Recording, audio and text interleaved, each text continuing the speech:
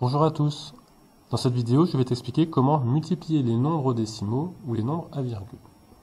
Comme pour toute multiplication, tu vas organiser l'opération. J'écris un chiffre par carreau, je place les retenues comme pour l'addition. Dans un premier temps, il faut poser et calculer l'opération sans les virgules.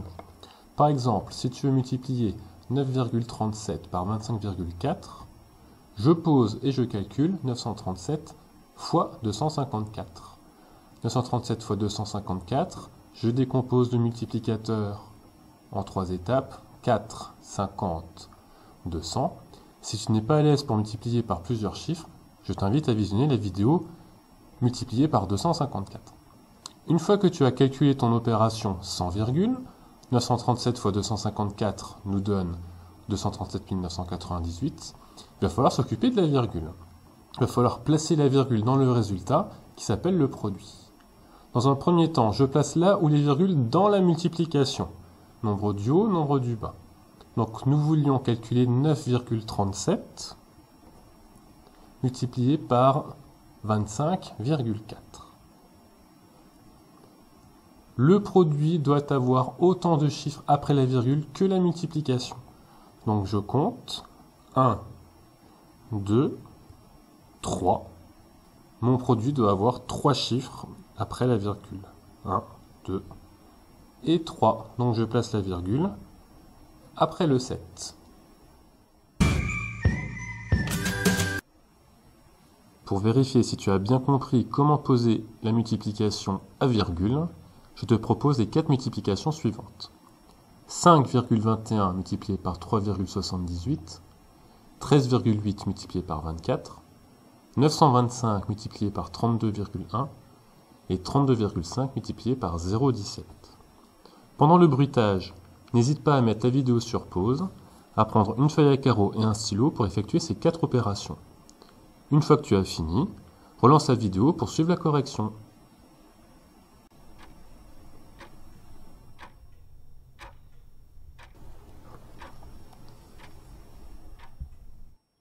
C'est bon, tu as fini? Passons alors à la correction. Première multiplication. Tu devais multiplier 5,21 par 3,78.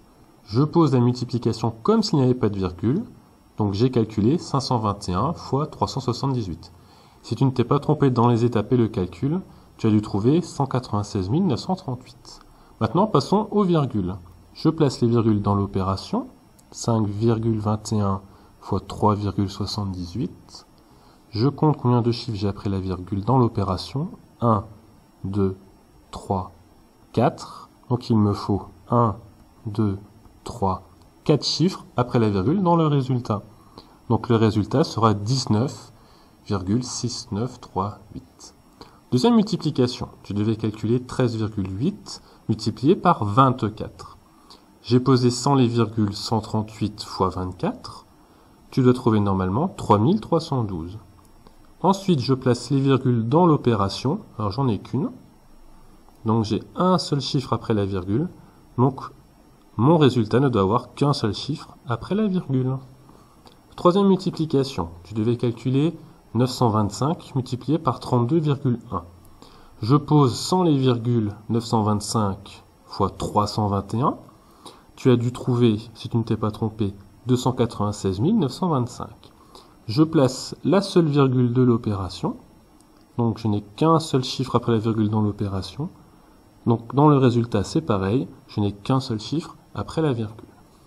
Dernière opération, 32,5 multiplié par 0,17. Je pose sans les virgules 325 fois 17. Alors il y a un 0 tout à gauche. Il faut le laisser pour mettre la virgule après, sinon ça va faire bizarre, mais tu ne t'en occupes pas pendant le calcul. Comme il est tout à gauche, il n'y a pas la peine de mettre une ligne de 0 à la fin.